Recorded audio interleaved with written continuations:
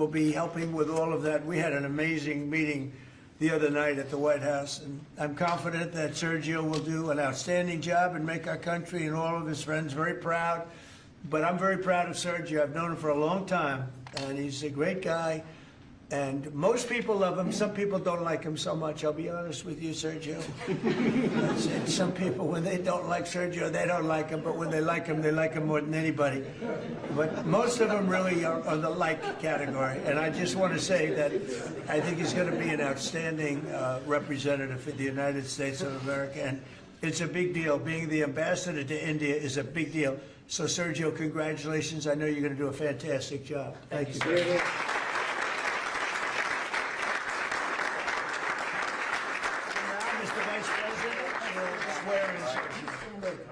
Okay. Swear him in here. Left hand up, right hand up. Thank you. Thank you, Judge. I appreciate the assistance. We have such a crowd here, you'd think we're swearing in a vice president, sir. Okay. Please repeat after me.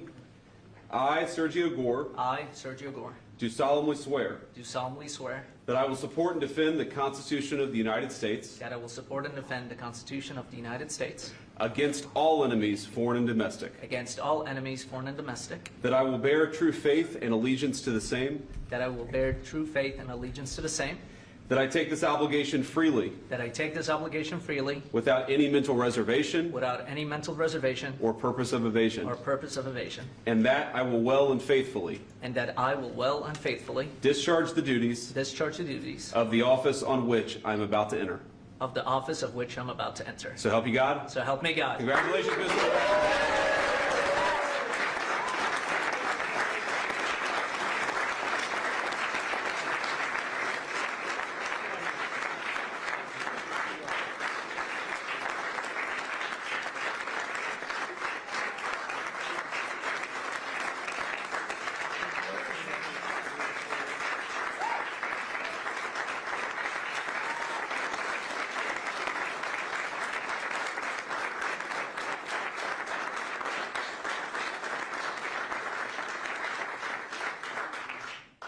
Mr. President, this is an honor of a lifetime. I want to thank first you, what you have done for this country before you came back in, the trouble that this country was facing. I mean, frankly, we were screwed. What you have achieved in 10 months has been historic, has surpassed any other presidency, and I fully believe what you will achieve in the next 3 years will never be beaten. So it has been an honor to serve you. I've been at your side for many years. I will continue to be there. And it's just an incredible honor. And I look forward to enhancing the relationship between our two nations. But again, thank you for entrusting me with this position. And I look forward to doing a great job for you. Thank you very much, Sergio.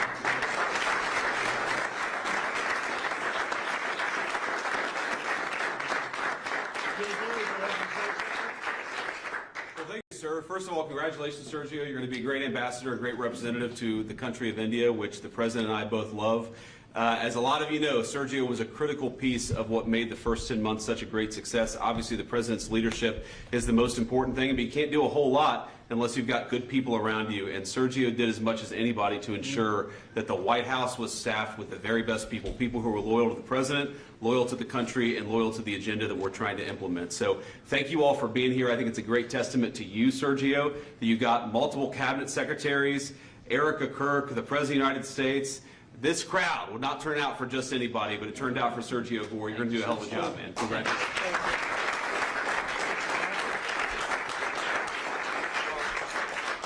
Just to echo what Sergio said, Mr. President, you've done a lot for this country, more than any other president has in such a short period of time. And part of that is putting together a phenomenal team. And I know Sergio was instrumental in helping you achieve that. And so we think he'll do a great job. This is a very impressive collection of people. There are almost 1.5 billion people in the Oval Office right now. But Sergio's going to do a phenomenal job. Those of us who've known him, so many of his friends that are here and family as well, that know how hard he works, 24 hours, 7 days a week. And that's what it takes to work in this administration, because of how much you're pushing our country forward around the world and here at home. And we know Sergio will do a great job. So congratulations, Sergio. You're going to do a phenomenal job. Thank you. Thank you. Janine, please. Well, I'm very proud to be here with Sergio. My friend has been my friend for many years. He is someone who is loyal, he is trustworthy, and he works as hard as anyone I know. And Mr. President, there is in this room a group of people who love you, who believe in you, and who are so proud to be in this Oval Office and to be part of this amazing day, because you have changed the course of America. You, and thank you, Sergio, for what you've done. God bless you both. Thank you very much.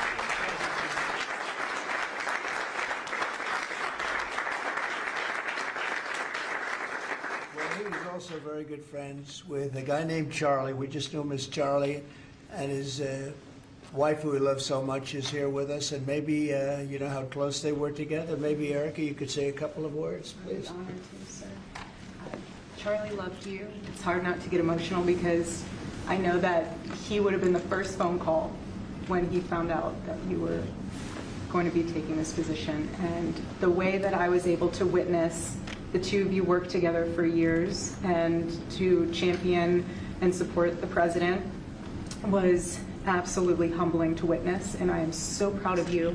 And Charlie is going to be with you every single day in spirit. And I will be praying for you every day because I know that this is just the beginning of an incredible opportunity for you. And sir, thank you for allowing Sergio to have this beautiful moment. Thank you very much. Thank you, John. And that man's watching over us right now, right? Okay. Any questions? You mentioned the senators that are here, Mr. President. Do you personally approve of the deal that's happening right now on Capitol Hill to end the government Well, it shutdown? depends what deal we're talking about. But if it's a deal I heard about, that's certainly, you know, they want to change the deal a little bit. But I would say so. I think based on everything I'm hearing, they haven't changed anything. And we have support from enough Democrats.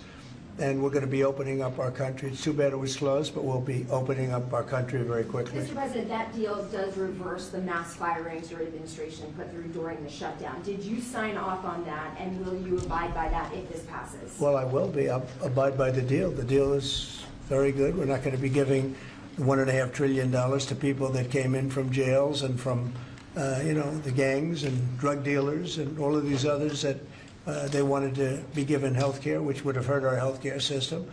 I hope that we're going to be able to have a health care where Lindsay and I were discussing it, Jim and I were discussing it, and Katie, we discussed it. We want a health care system where we pay the money to the people instead of the insurance companies. And I tell you, we're going to be working on that very hard over the next short period of time, where the people get the money. We're talking about trillions and trillions of dollars, where the people get the money. Yes, please. Syria, the Syria president, sir, could you update us on your meeting? Did you come to any agreements? Say it. With the leader of Syria you Yeah. had earlier, did you come to any agreements today? Well, I've had an agreement with him. He's a very strong leader. He comes from a very tough place, and he's a tough guy. I liked him. I get along with him, the president, the new president of Syria. And we'll do everything we can to make Syria successful, because that's part of the Middle East. We have peace now in the Middle East, first time that anyone can remember that ever happening. And,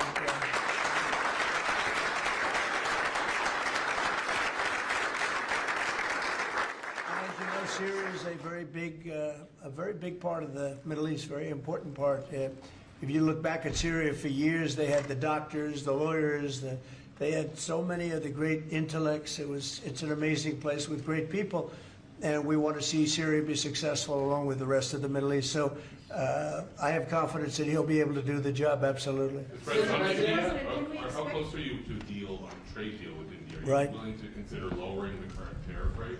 Well, right now the tariffs are very high on India because of the Russian oil, and they've stopped doing the Russian oil. It's been reduced very substantially. Yeah, we're going to be bringing the tariffs down.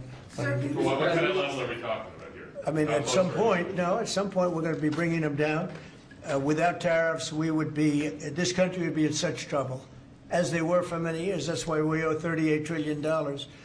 And one of the things we're going to do, we're going to issue a dividend to our middle-income people and lower-income people of about $2,000. And we're going to use the remaining tariffs to lower our debt. We're going to be lowering our debt, which is a national security thing. So we're doing a lot of good work. And the numbers were reported so incorrectly. The real numbers are trillions of dollars have been taken in or gotten in terms of investment from the tariffs. And so if that were ever reversed, it would be a disaster. Frankly, it would be a national security problem for our country. And nobody thinks it's going to be reversed. I think we had a very good court case. As you know, it's before the Supreme Court right now. But if that were ever reversed, people are saying, oh, it's $1 billion. Some people said, oh, it's $2 billion. Well, that obviously we can handle very easily. But this is trillions of dollars we're talking about in terms of the tariff income and all the investment income that's come into our country. We have more than, I would say right now, more than $18 trillion. The biggest number ever is a tiny fraction of that for any country. China, the United States, the biggest number ever. If you look at the past administration, Biden, he did less than $1 trillion in 4 years. We're over 18 trillion. By the time my first year ends, we're going to have over $20 trillion of investment coming into the United States. It's unheard of. We have AI factories. We're leading China by a lot. We have cars and car plants coming in by more than we've ever had built before. All of that would go away if we lose the tariff case. So all of it would go away. So they're not giving the right numbers. It would be an economic disaster. It would be a national security disaster if we lost the case in the Supreme Court. Daniel? President, back to that tariff Yes. rebate, this is an idea you've been talking about for months. This is going to directly, positively impact millions of Americans. Why was this important for you to do, and when do Americans expect that? So I've been talking about it for a long time, the dividend to people that, have suffered under the Biden administration. So Biden had the highest inflation in history, and we now are at a very low point. We're going to be hitting 1.5% pretty soon. So we're at a low point, and he was a high point. We did that.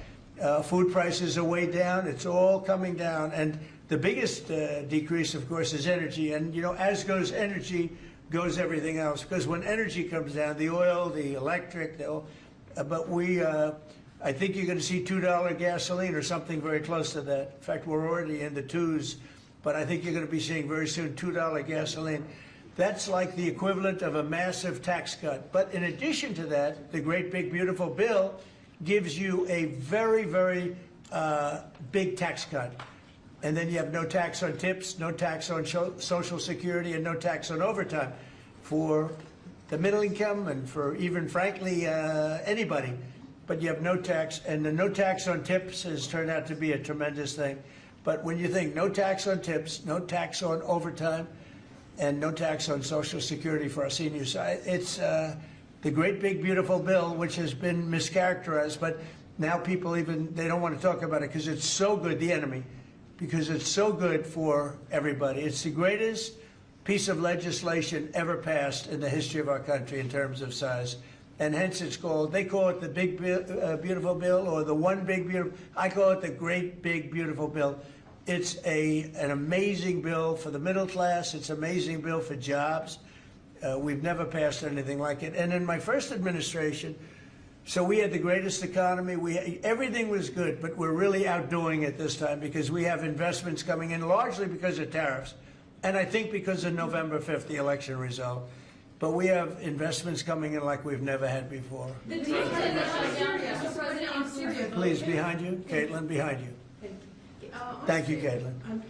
On Syria, can we expect an announcement on a pact between Syria and Israel, or an announcement on them joining the anti-ISIS? Yeah, you can expect some announcements on Syria. We want to see Syria become a country that's very successful, and I think this leader can do it. I really do. I think this leader can do it. And people said he's had a rough past. We've all had rough pasts. But he has had a rough past, and I think, frankly, if you didn't have a rough past, you wouldn't have a chance. He gets along very well with Turkey, with President Erdogan, who's a great leader.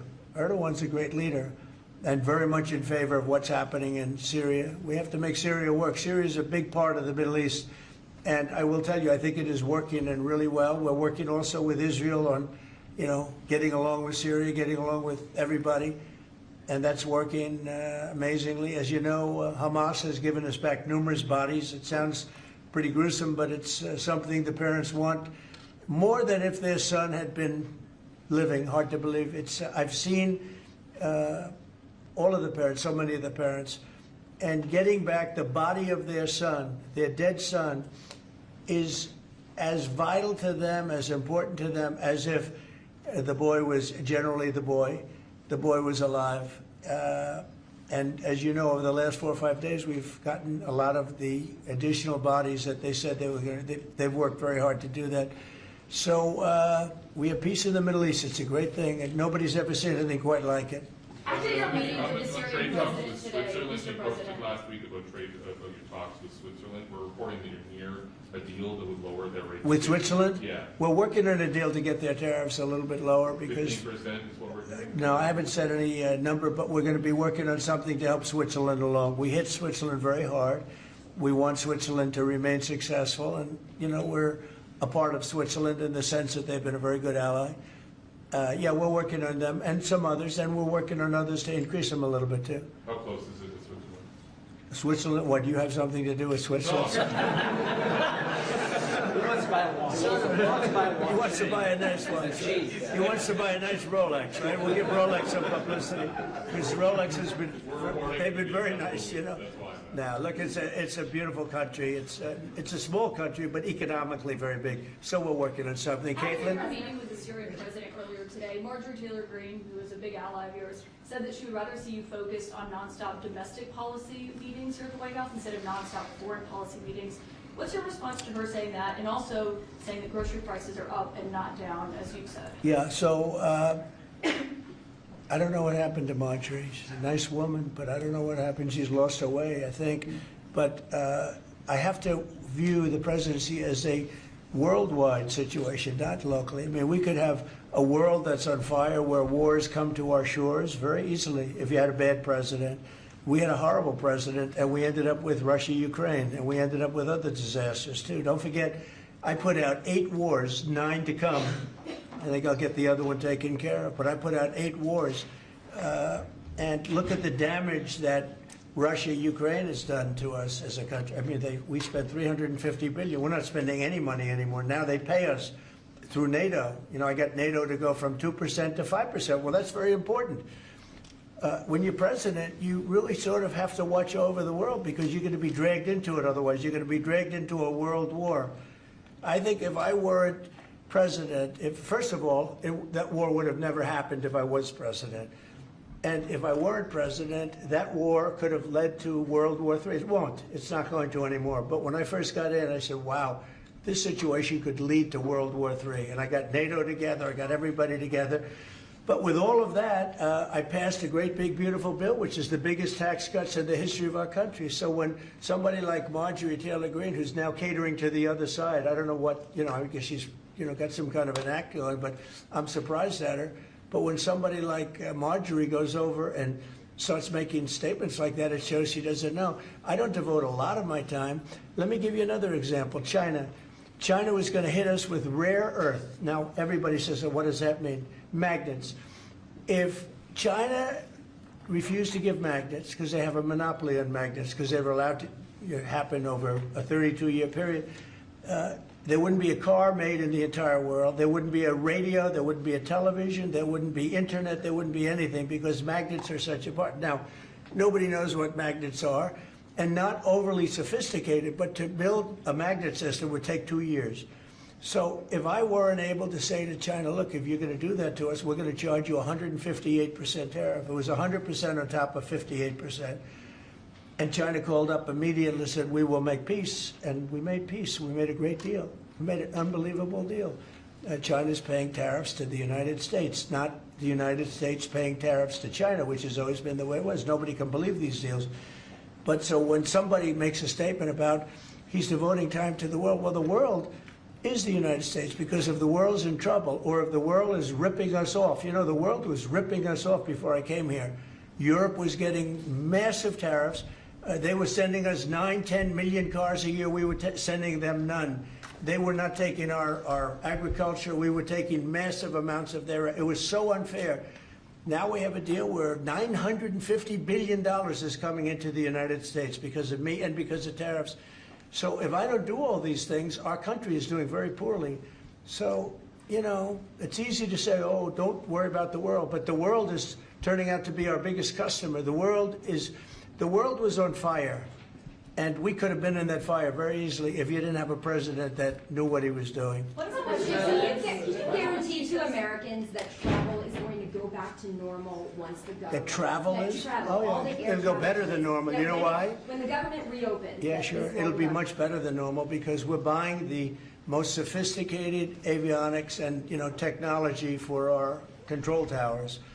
And we didn't have that. We had a guy named Buttigieg.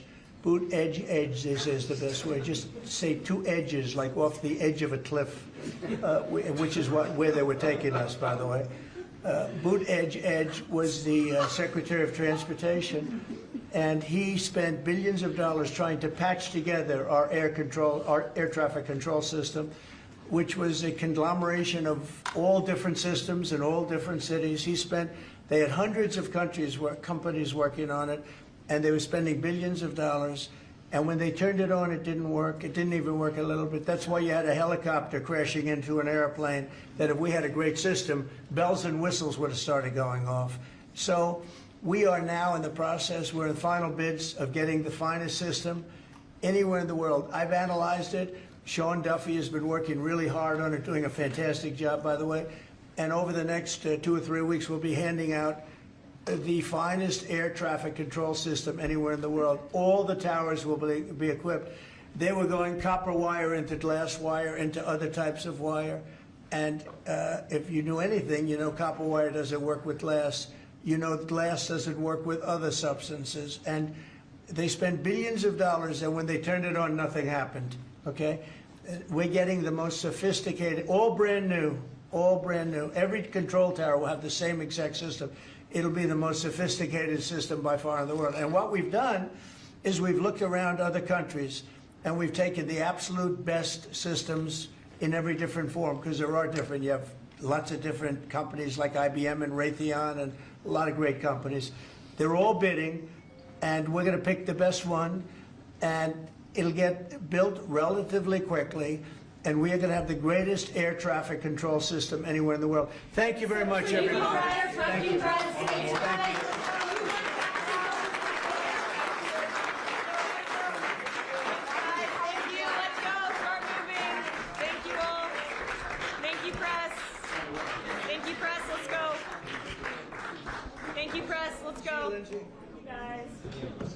Thank you. Thank you, press. Thank you, press. Thank you, press. Thank you, press. Thank you, press. Thank you. Thank you, Mr. President. Will. Keep going.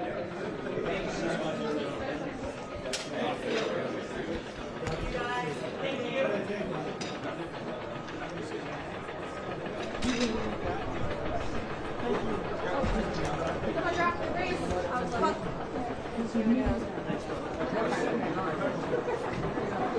Thank you.